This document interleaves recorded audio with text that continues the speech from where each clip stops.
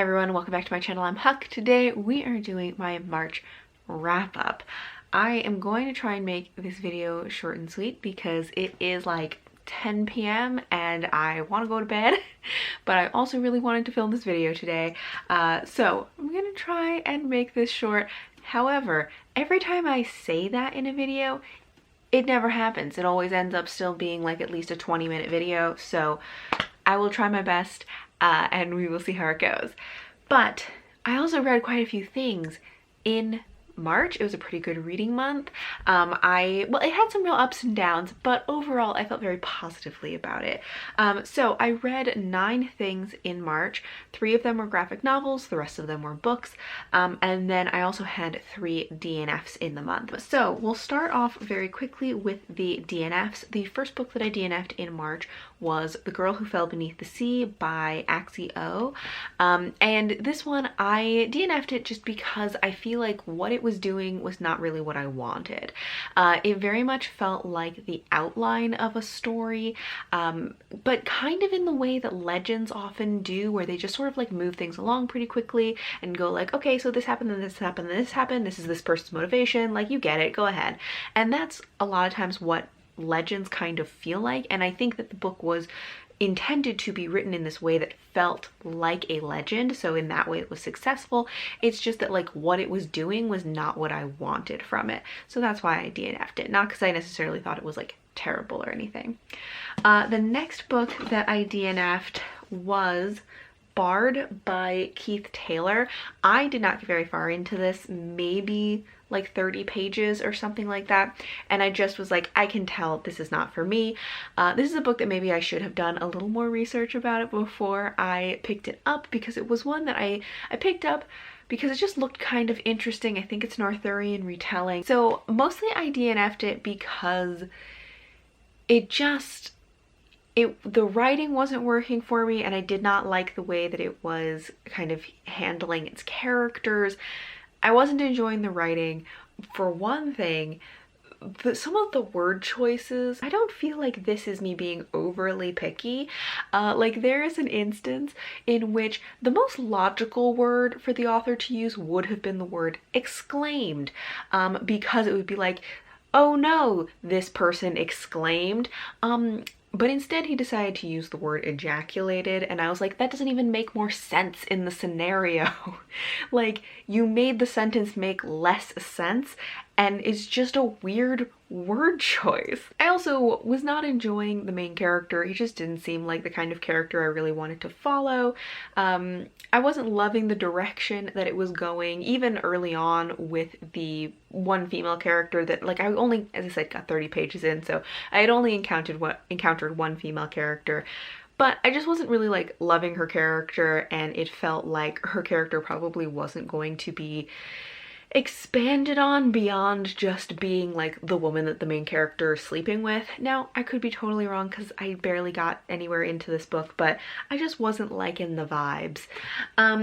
Also, there was a point in this where they briefly describe another character as a flat-faced yellow man. Yeah, I DNF'd this only like maybe 10% of the way into the book. But at least it is off of my shelf now. Okay, and then the last book that I DNF'd is the one that I probably got the farthest into. It is Isle of Winds by James Fay. I got about 40% of the way into this. And this is one of those DNFs that it's not because I thought this was a terrible book. It's more so just because I'm like, is this how I want to spend my reading time? And it wasn't really for me. It just isn't the kind of thing that I wanted to be reading.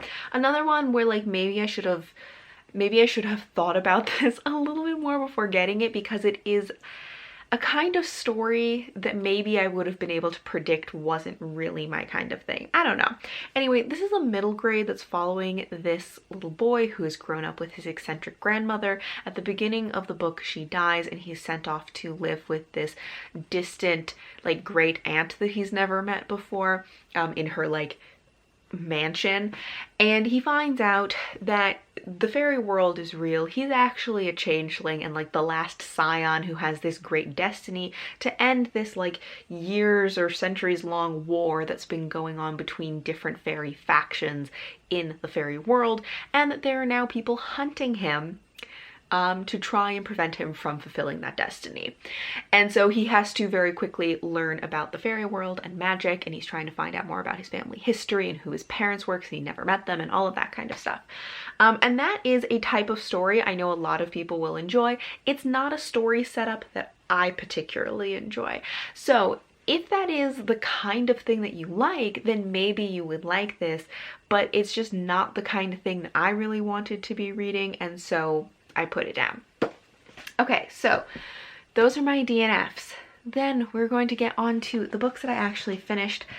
These I read like at the beginning and then at the end of the month, but I'm going to talk about them together because they're in the same series, which is The White Mare and The Dawn Stag by Jules Watson. I'm going to see what my camera does color-wise because usually it hates blue things, but I also have an orange thing. So I'm going to see if it how it corrects the color in this. But this is a, I'm not going to hold up both of these and it is making me yellow. This is a historical fiction series that I ended up really enjoying. I loved the first book. I had a couple issues with the second book, but it's historical fiction set in tribal Scotland around 80 CE at the point when the Roman invasion is trying to press into Scotland. We're following two main characters. One of them is Rianne, who is a princess and priestess of her tribe. And 3 years ago, before the start of the book, she went through a very traumatic experience where her I think it's her foster family, was attacked by raiders, and her whole foster family was like killed in front of her, and then she was raped. And so she has a lot of trauma around that. She's experiencing PTSD and flashbacks, and because of that, she also does not want to ever get married because she does not want to ever be touched by a man again. The other main character that we are following is Ahriman. I'm not exactly sure if that's the right way to pronounce his name, but he is a exiled Irish prince. He was betrayed by his uncle and had to flee for his life with a small band of loyal men, and he ends up on the shore of Rianne's tribe. He agrees to help them to fight off the Romans, and in order to solidify that alliance, he marries Rianne, which she is very unhappy about. And so right off the bat, they have a very difficult relationship because she is cold and even aggressive towards him, and he doesn't know why, and so he's very confused. And so it is a hate to love romance between the two of them, but I think it's one that's done well because it is actually hate to love. It's not one of the hate to loves where it's like they were immediately attracted to each other, but they're just going to act like they hate each other and say snarky comments back and forth. It's like they actually hate each other at the beginning, and it is an extremely slow and painstaking process to go from like hating each other to just neutral, to allies, to friends, to trust, to lovers. And it is a very slow progression, which I actually really liked about it. So it is a lot of following their relationship, but I think a lot of the story is about Rianne's own healing journey, and healing from her past traumas. Some of that is definitely tied in with her relationship to Ahriman because of the type of trauma that she's experienced. But I also liked the way that they handled it because it was not like, oh, she met the right guy and all of her problems were solved. It was like, no, it was a very slow and painstaking process, and it was not linear, it was not easy, and it was not only based on her romantic relationship. A lot of her healing journey had to do with, opening up to her family and getting support from them, and about dealing with her own internal feelings of shame and worthlessness, and how that has affected her relationship to her goddess and her spirituality. So I felt like in a lot of ways that was handled very well, and I really loved that. The other part of the plot that we're following is them trying to fend off the Romans. So Ahriman and Rianne are working together to try to unite the tribes of Scotland in order to fight off the Romans. it's difficult because the tribes have a long history of feuding with each other and they don't want to trust each other and work together. So it's not an easy process. But I really enjoyed this series so far. The first 2 books are essentially a duology, and then there is a 3rd book, but it takes place like 300 years later following one of their descendants, I think. And so essentially, like, by reading these 2, I've completed this story, and then I'm going to read the 3rd one as well in April. But I really loved the first one. I gave this one 5 stars. I just like had a great time with it. I was less sure how to rate the second book because while it had a lot of the qualities that I loved in the first book, it also had some things that I had some issues with or just was not really loving. One of the things that I didn't really like in the second book was the conversation around having children. There was also a scene in the second book that I feel like is difficult to explain without like explaining the whole context of it. But essentially... So I don't think I explained this very well, so I'm going to do a quick voiceover. But essentially, there's one scene where there is a man who is ordered to sleep with a woman and murder her as punishment for her treachery. And the thing that is very uncomfortable, or made me very uncomfortable with this scene in particular, was that this man is the first and only person of color who has been in this entire series so far. And it was just like very weird and uncomfortable that the only person of color in the entire series so far shows up for one scene to sleep with a woman and murder her. I just don't really know how to feel about the second one, and I have very conflicting feelings about the series because there are so many things that I loved about the book and the way that it handled some topics, and then there are definitely some things that I really disliked. And like, I loved the first book, but then the second book was the one where kind of most of my issues came in. I felt very conflicted about this second book. So those are 2 of the books. This is the first book that I read in a month, and then I read this one later on. After reading The White Mare, the next book that I read was 6 Crimson Cranes by Elizabeth Lim. This is a YA fantasy retelling of the 6 Swans myth, but instead of swans, it's cranes. And in this, we are following our main character, Shiori, who is a princess. She has 6 brothers. Her father has married this woman who is kind of mysterious and who Shiori used to be very close with, but then something happened in their relationship that made them kind of more distant now. And then through a series of events, her brothers end up getting cursed by the stepmother, and she turns them into cranes. And in order to save them, Shiori must go through trials, and all the while she cannot speak, because if she's told that for every like sound or word that she says, one of her brothers will die. And so she has to go through different kinds of trials in order to save her brothers. This one, I almost DNF'd this. I found the main character very like immature and annoying, and sometimes just kind of stupid in a way that I was like, this doesn't necessarily feel like something the character would actually do so much as like, you just need the character to do this stupid thing to move the plot forward, which is always very annoying. So I just didn't enjoy her as a character. I felt like things were moving too quickly in it, and you didn't really get to sit with any piece of this. Like, for one thing, I would have loved to get to know more about the brothers, because for a story that is really all about her trying to save her brothers, I feel like we know very little about them, and I just would have liked to know more about them so that that kind of emotional stake felt more well fleshed out. But everything in the book kind of felt like it was moving too quickly, and it sort of felt like the author didn't really trust the reader to stay interested in the book, and so was just sort of like trying to move things along so that you didn't get bored. Which honestly I was like, I don't know, maybe she's right, because I did get bored and I wanted to DNF it like halfway through. I liked some changes that she made, some changes I didn't really like about it. I gave this 3 stars. I ended up feeling very meh about it in the end. Alright, after that, I read The Moth Keeper by Kay O'Neill.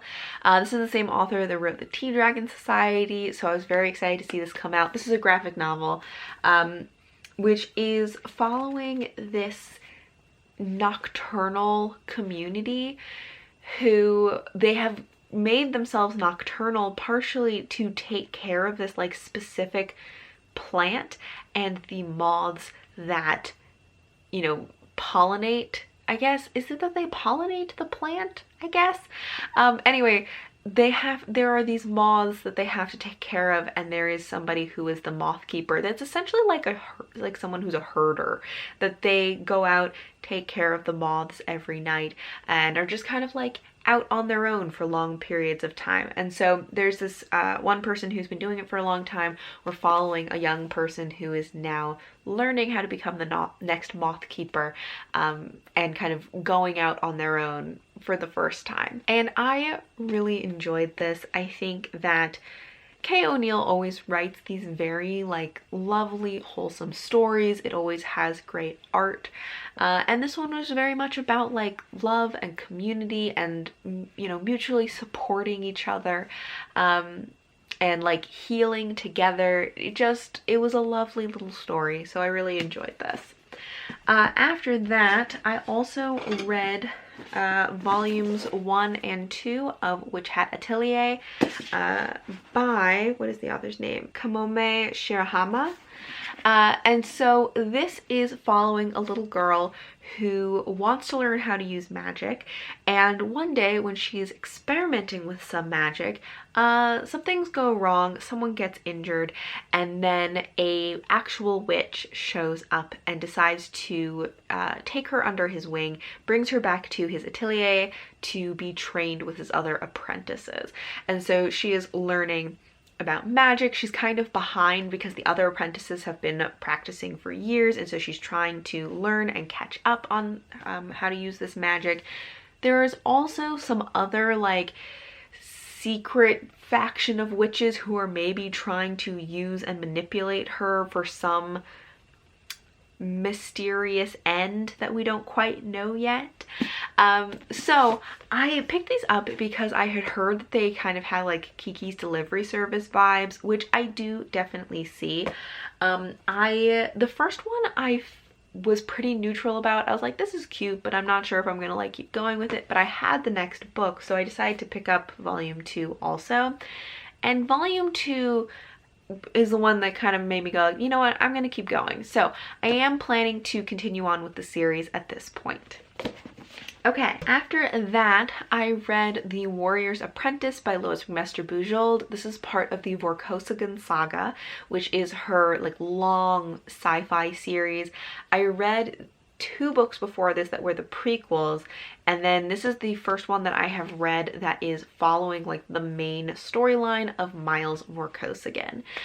So Miles Vorkosigan lives on Barriar, which is this very militaristic and ableist society that they really value people for their like physical, like fighting warrior abilities. But Miles is disabled, and so he is trying to find like his place in this society. His parents are nobility on Barriar, so he does have privilege in that way, but he still is not really accepted by the society on Barriar. So at the beginning of the book, he decides to go visit, I think, his grandmother on another planet called Beta Colony. And one of the reasons he wants to do this is, you know, to get away, but also because he wants to take a girl with him. There's this girl that he's known his whole life, and I don't think she's ever traveled off planet before, and so he wants her to think that he's cool, and he takes her with him to travel off planet to go visit Beta Colony. While they are there, they kind of immediately get into shenanigans, and so he kind of ends up in these scenarios where he's sort of going around like collecting these kind of like outcast people who like need a second chance, or people who are just in a really difficult situation, and he sort of collects these people and takes them under his wing because he feels a kind of kinship with them. Obviously their circumstances are very different, but that feeling of being an outcast or people not really believing in you, he can definitely relate to, and so he takes them under his wing and starts to like form this little band. And then they end up in a situation where they need money, and so they have to take on this kind of shady job where they're like transporting some stuff somewhere, and they just like, it's one of those times where it's like they just keep getting rolling into the next thing that gets them into trouble. And Miles as a character is the kind of person who, he's very charismatic, very strategic, very good at talking his way in and out of any situation, and so he just kind of like ends up in all of these like weird situations that he may have talked himself into or out of at some point. So I really liked Miles as a character. He is very fun to follow. I can see why people really enjoy him, because that's one of the main things I've really heard about this, is how much people love Miles as a character. And I like him as a person, and he just like, he is very charismatic and he's very funny to watch as he like kind of gets himself in and out of trouble. I had some real ups and downs with this. Like there were some parts that I really enjoyed and characters that I really liked. There were parts that were very funny in like, not like a really laugh out loud kind of way, but he has kind of a wry sense of humor that I enjoyed.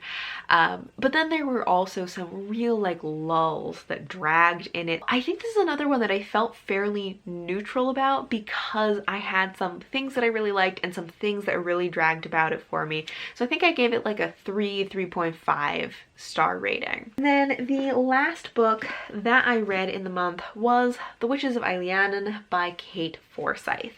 This is a reread. This is a fantasy book that is set in this world where witches used to have a very prominent place in society. They had a lot of power and influence, but then someone new took power and started witch hunts. And so this is about, I think, 16 years after like the witches were really hunted down, and so most of them have been killed, but some of them have been in hiding. We're following this girl named Isabeau, who has grown up in this isolated and secluded valley, being raised by one of these witches who is in hiding. And so we're following her, and at the beginning of the book is her 16th birthday, which is like a significant coming of age moment. There are also some events that kind of force her out of the safety and seclusion of this valley and force her into the world. We're following multiple perspectives in this. One of them is Isabeau, another one is Morgan, who's the woman that raised her, and then there are just a couple of other people that we're following. One of them is like the villain. We're also following some other witches. So this is one that I read this series when I was maybe in high school, and I remember enjoying it, but I didn't have strong feelings about it. And I essentially feel like kind of the same, where I'm like, I read this whole book and it was fine, but like I don't have strong feelings about it, but I'm like, I can see why I enjoyed this. I didn't hate it. Not a lot of thoughts at this point. I was originally intending to reread the entire series. However, I'm not sure if I'm actually going to do that now, just because, as I said, even though I didn't dislike this, I don't know if I like it enough to reread the, what, like 7 books or something. It's like 6 or 7 books in the series, so it may not. But then that also brings up, this is one of the problems with rereading things, is that I'm like, if I'm not willing to reread the entire series, does that mean that I then have to get rid of those books? Because I don't know if I'm prepared to do that, but also I don't want to keep them if I wouldn't actually reread them. Anyways, I think, what did I even give this book? Did I give it like 3 stars also? Let's find out. Yes, I gave this 3 stars. I have my reading journal here because I can't remember. So I gave this 3 stars also. So I had some ups and downs with my reading this month. I had some real neutral books and a couple of things that I really enjoyed, but overall I felt very positively about my reading, which is really what matters to me. Anyways, I would love to know how your March reading went, or if you've read any of these books and what you thought of them. But thank you all for watching, and until next time, bye!